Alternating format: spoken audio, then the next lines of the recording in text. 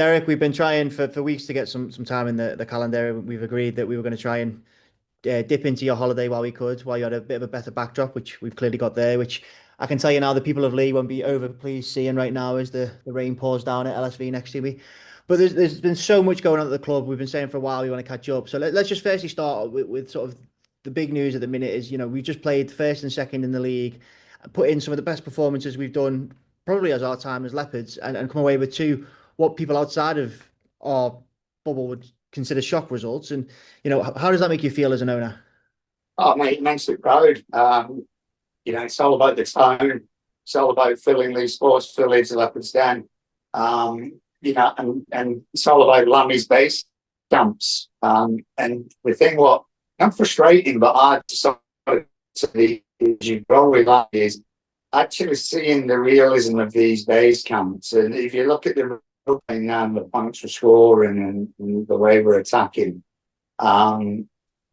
it's a true indication of how these base camps work and how we earn the right. And Rocky always makes me laugh. He's a little bit sort of frustrated with Isaac Lee at the beginning, expecting probably more from him, and then now you're seeing him increasingly the play coming through him.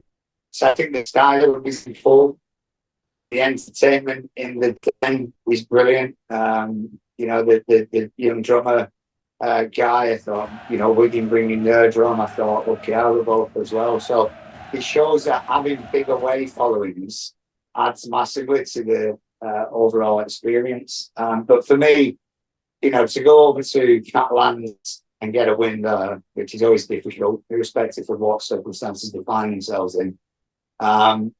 And come back and Leeds are up there and we scored 6 tries. Be a little bit disappointed to lose a game where you scored that many tries at Edinburgh.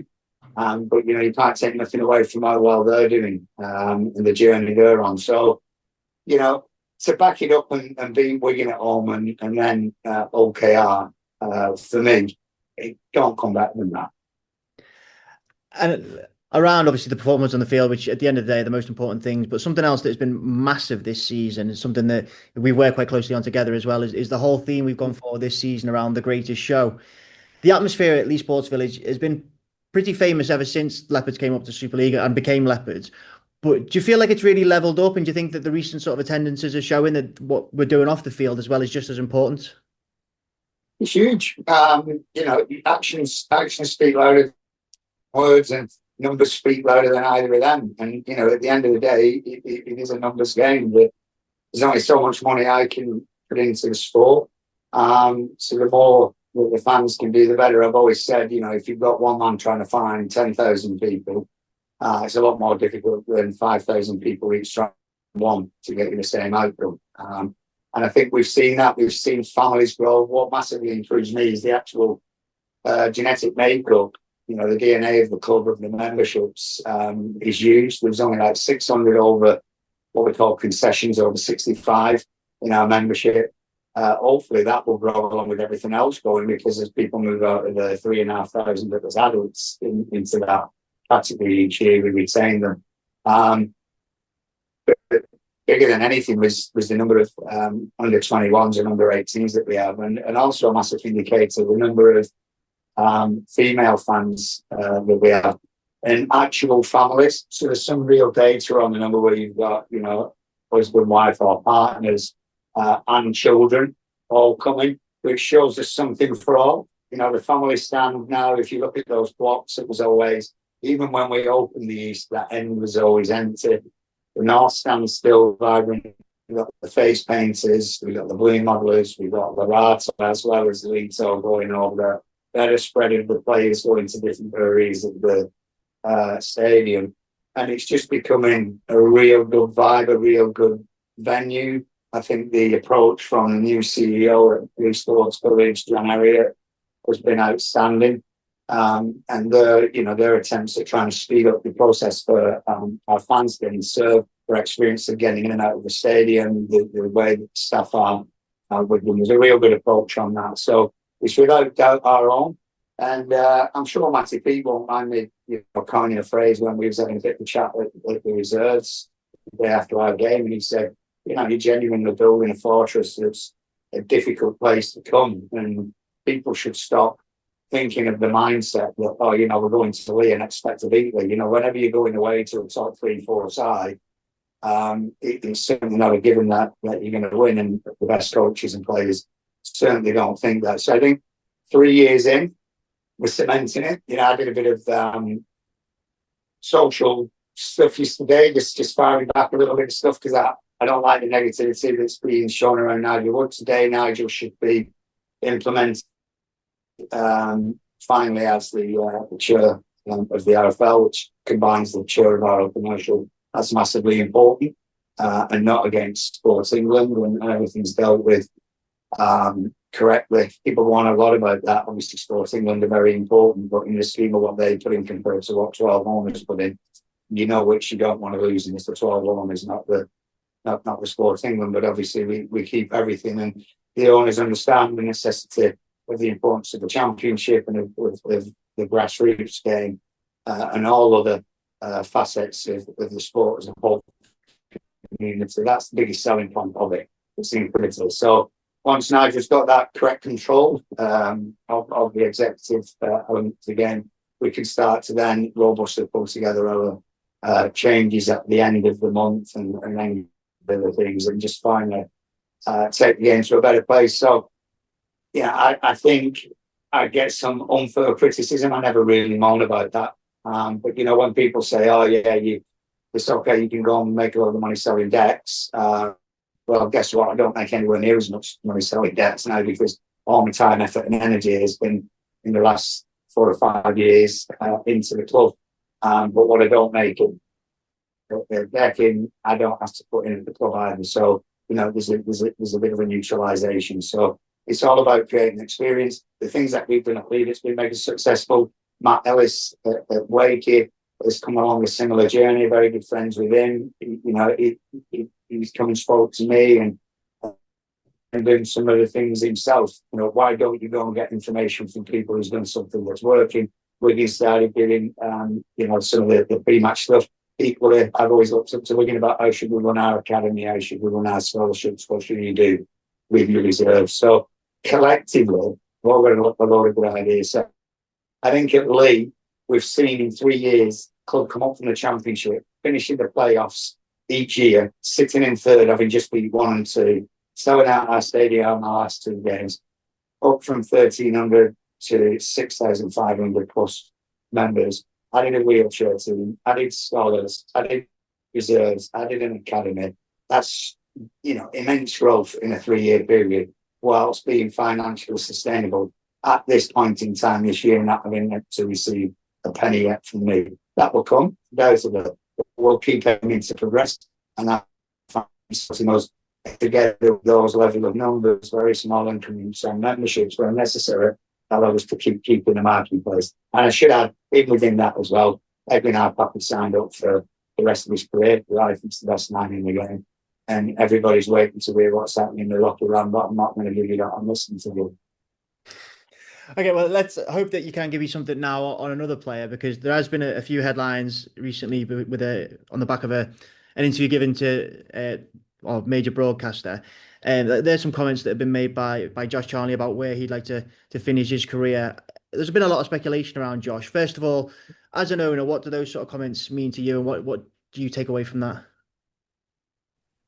Yeah, it's disappointing, because whenever you get into the depths of having a bit of, you know, say on social media, you form always a bit of an outlier, and tend not to look at stuff like that. People like yourself who's got my interest and it's part of your job, or screenshot something or send it me. So this morning I wasn't expecting that.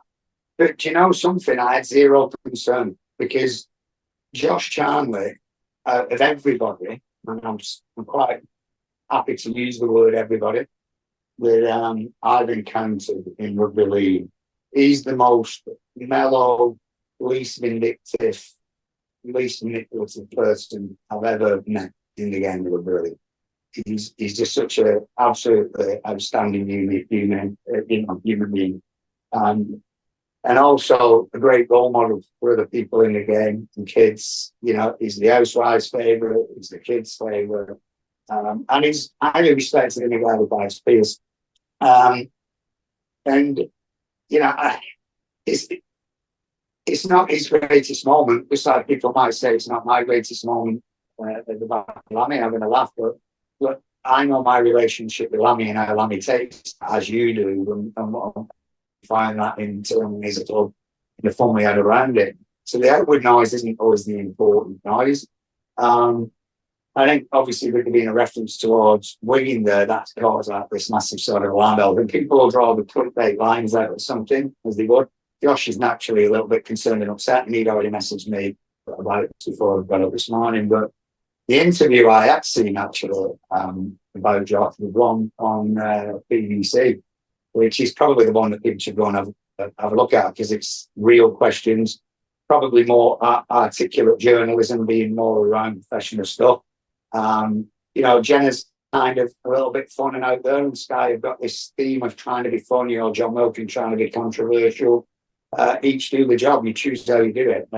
So I think, you know, you didn't say anything about it. Josh, you might have been a little bit naive when Jen said, yeah, but what about in your dream, or what's your ideal dream if you can finish in any ideal way? Well, you know, that's taking someone out of a professional environment, really, as to what he wants to do in this doing on the rugby field. So, absolutely, we all have dreams, aspirations. We all want to achieve the best. Of course, he wants to break the record. Of course, he doesn't want anyone at Wigan overtaking a record. He sit there. I'm sat on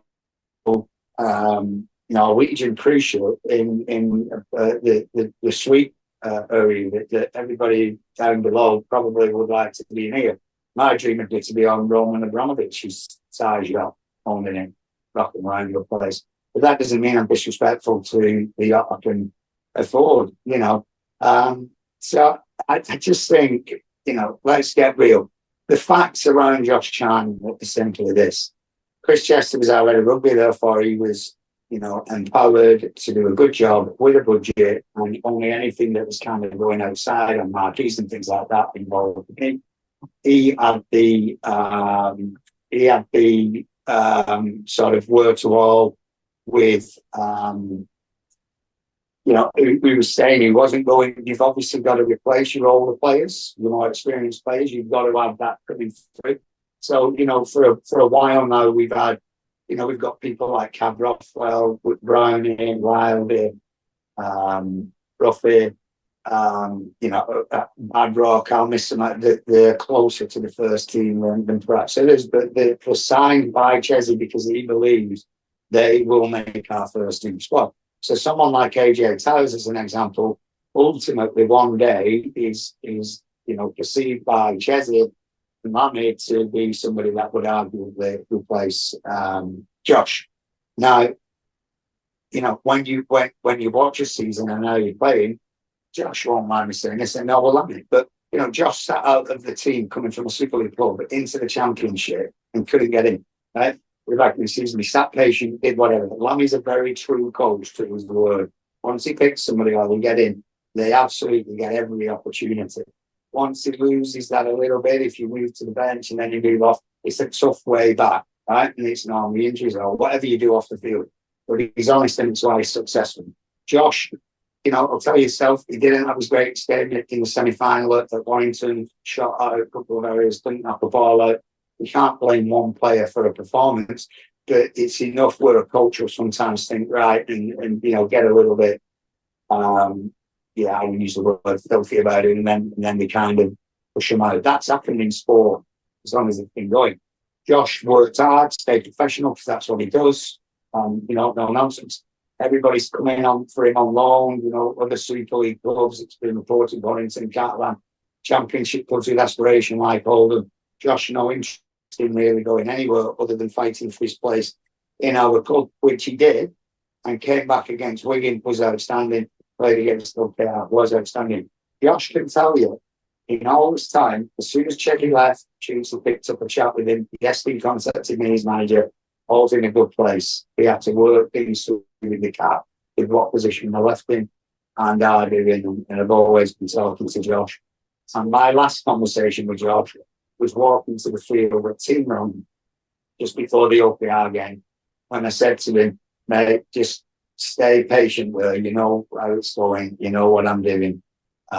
and as soon as I'm back, I'll sit down with you and we'll get everything sorted out. So, you know, Josh is fine, but it's not just as straightforward as me saying, Josh, we'll sign you and renew you and we'll keep you on the same money, or we want to knock you down a little bit of money because we want to be a little bit ruthless, or the salary cap doesn't allow for the full amount that he wants to stay anyway, so we'll do the deal. But it's about what's right for Josh Charnley as well. It's about what's right for the group in the mix of it. It's about what's right for Adrian. Is there any point signing Josh Charnley into the club if your coach has got a different idea of where he's going to move on, and then you've got a player who's unhappy because he's not playing? Josh wants to play Super League with the records. So if that's not going to happen at our club, that's an honest conversation, and you tell him to do it at another club. Ultimately, Josh will decide his future, because if he hears that and he's told these are the players you're competing with to get in the team, and he believes he can compete with them and he will get in the team, then he signs his contract. I personally think Josh has got more time at Leigh Leopards, and I know that's what he wants to do. So I'm pretty confident that that's what will get delivered. There's no need for any panic, alarm and distress. Josh isn't falling out in any way. He didn't want to go to Wigan. He's not going to go to Wigan. We're going to ruin Wigan now and where they are. So I'd just like everyone to relax a little bit about it. Jen has had a bit of fun. It's like the old humble pie. I'll find a little way of getting something fun like. And let's just all enjoy the games that are coming up this weekend. We've got a tough one with our neighbours over at St Helens, who are now finding some good form. So you've listed there all the people who consider Josh amongst their favourites, and you've probably missed out I'd say probably the media team here at Leigh. If I can speak on their behalf, I think he's definitely listed on our favourite massively as well. When we do post any content around Leigh, which obviously we had plenty of reasons to do over the recent days with him breaking that record, reaching that milestone, a lot of comments from fans are asking about that contract and stuff, and you've sort of touched on it there. But what is the position of the club, sort of, with that approach? No secret, you know, I'm a big Josh Charnley fan, but I don't pick the team. Adrian Landers, but Adrian Landers is a big Josh Charnley player, and Josh is doing it right. We've got to make the numbers work and fit within the salary cap. I just said earlier in the piece that, you know, there's a meeting taking place today, council meeting, where it should be ratified that Nigel's a churn. There's then a meeting at the end of the month, which will determine which way we go as Super League clubs around some of the strategic review ideas that needs to sort of like take some action and be implicated now. And that is you know, going to have an impact as well. If the salary cap changes, that's one of the things that's up for discussion. Is it the right value? Does it have the right sort of mechanics within there? Is it too complicated? Is it totally fair in terms of all the different dispensations people can get or can't get? Are people cheating it? You know, so there's been a lot of honesty and talk around what that is. So, you know, if that was to change, is there to be 14 teams? You know, that could drastically change what somebody's value is. You know, a player like Josh Charnley might be a certain value at our club, but if all of a sudden there's 14 teams, some of the players that are fringe players at other clubs could become higher value to those who need it at Super League players. So there are lots of mechanics, things that were working and around it. You would automatically say that to me, well, you better get Josh that before his value does increase if you want him. And of course, that's why those things are all being talked about, along with the other bits of recruitment for next year and the number of overseas players that are changed. So it's about forward planning, not just for next year, but for the year after. It's also about not restricting other people's growth. But for me, I'm the owner of the club. Do I want Josh Charnley there? Yeah. Do I think fans want Josh Charnley there? Yeah. Does Adrian want to keep Josh Charnley? Yes, because I've met him about it with Dukes. So, you know, everybody and everything. I know you personally have decided if you didn't have Josh there. And he's a great ambassador for the club as well, as what he was on the field. So, as I said, there's no big dramas. He's certainly not going to Wigan. He's certainly not going on loan anywhere at all this season. And I'll be amazed if he doesn't start against St Helens on Thursday and keep his place for as long as he can. And watch this space, what happens over the next 2 weeks when I'm back from Greece. And we're sort of approaching this St Helens game now from a very different position from the last few times. You know, it's a place we haven't gone and won for a very, very long time. What are the feelings around the club as we approach that game? Well, positivity and confidence, but certainly not arrogance. And also a lot of respect in and around that. At the same time, we've got some fantastic players. It's interesting, you know, Eamon McManus, who owns St Helens, is a good friend of mine. And, you know, we've done a lot of work together in and around with the strategic review element. Somebody I've got a lot of respect for. He's a highly intelligent man. And I kind of see, even albeit on a much smaller scale as yet, the kind of pressure that guy lives in, owning a club like St Helens, you know, that won it for 4 or 5 years on the run, and then finds themselves kind of out of that. It's a massive, massive pressure. For us, it's just a massive, you know, high. Everybody's buzzing because we're winning. At St Helens, that's expected. So, you know, they're not all getting excited because they're in fourth and they're playing Leigh and can take third. It's almost like that expectation. Of course, they've got to play us as well at LSV. I think the critical thing is, you know, I think we've got 9 games left and 6 are at home. I think how we perform in them will be the bigger indicator than how we do away. If you can beat 1 and 2 at home, then, you know, you should be reasonably confident to finish your season off winning those. So I think if we can importantly pick a couple of wins away as well, we've not give up on that top 2 yet. It's still a possibility, but that would be a significant overachievement for us because, you know, we set a high goal and expectations of ourselves as 4. So I don't think it's the be all and end all as to what happens away at St Helens. It'll be extremely tough. We've got some high quality players, some good coaching staff, and blended with youth that's coming through, which they've shown they're brave enough to play. So it'll be a tough game. And what will be important is taking a big following there. And our drum and creating a big atmosphere and being that 18th man for the lads, because that can make a difference in those games. As an owner, as somebody who's been connected to this club for so long and has been through ups and downs, do you have these moments where you just step back and say, this is amazing? No, because it's not amazing yet. It's the real answer. I think I'm just somebody one of those people who's kind of never really ever satisfied on a journey. But yeah, I think lose, and you know, if you look at say AB Sundays as an argument, say it's my main breadwinner, you kind of lose a bit of an energy or boredom. I think you've gone to a certain place, and my energy's into the rugby club and where I can see that growing. The effects side of things, expanding on that, the brand, which will, you know, be coming out about doing the kit and other bigger things, all bolt-on businesses that you can add to a rugby club so that actually it generates income, not just from its rugby, but by virtue of all the opportunities it has that other people make up money out of it on. So I'm now getting into the realms of that. I'm into the realms of with LSV about how we can segregate the south stand underneath so that we can, as we keep growing, when we get to smaller crowds from away fans, we only have to give 10%, like what OKR do, so we can only give 1,000 away.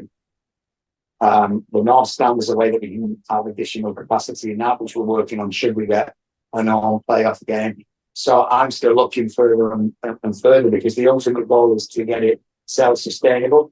I did have a bit of a rain check moment yesterday, just sat on here chilling out first day on the cruise, reading some of the nonsense we got sent on what I said earlier about, you know, the teams that we've added to it, the continuous making playoffs, winning a challenge cup, every night probably committing to like sell out crowds. And yeah, because it feels some element of prideness of that. But it's not just me, you know, so I don't sit here and go, oh, look what I've done, because it isn't what I've done.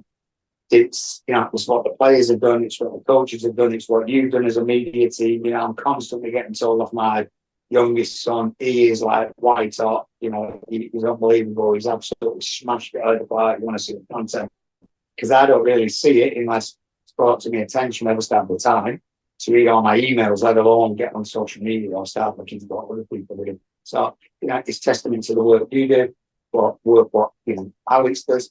I've got the ideas now, which, you know, I want to start writing some books for Lito and Larato. We want to then get into little cartoons. So, you know, we've got all other ideas of expansions and spin-offs stuff, we've got to keep doing to grow and be good and great and centralise our costs. So the real answer is mega proud of the team that I've got at the club. The commercial team, I made a point of getting up on the stage with Steve Kerr, Jane, and Mike Smales. You know, I should add into that, I think, in my opinion, we've got the biggest brand in the game that sponsors our club as well. So our commercial achievement, the collective value of the commercial assets of what we have, which already renewed next year. Companies like Holland and Barrett as well, as local and big companies, people who came to the game against Wigan as guests in a box and have bought a box till the end of this season and signed up for one next year. And then we've only got 2 available for next year. We started off in Super League with 5 season-long boxes and 2 of them were mine. So, you know, to now have 24 of them gone for next year, it's significant. And they're all the things that make the difference.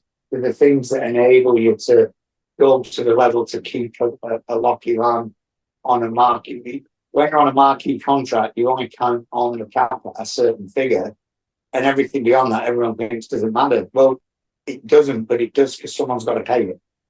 So, you know, as all our players need to get more and more and more and more, somebody somewhere's got to pay it. And I don't, you know, I only got a certain level I can go with. So finding strong commercial partners, increasing membership numbers and costs, increasing merchandise sales, and adding other spin-ons.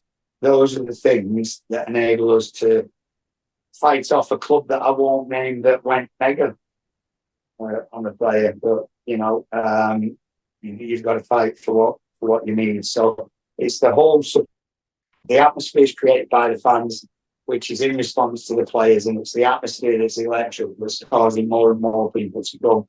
It's your social media posts and all the, you know, action that you get out there that people then see that make them aware of it, that make them come. That's where the growth comes from. I'm just a part of it that manages it. So it's something we should all sit and reflect and be proud on together as a team.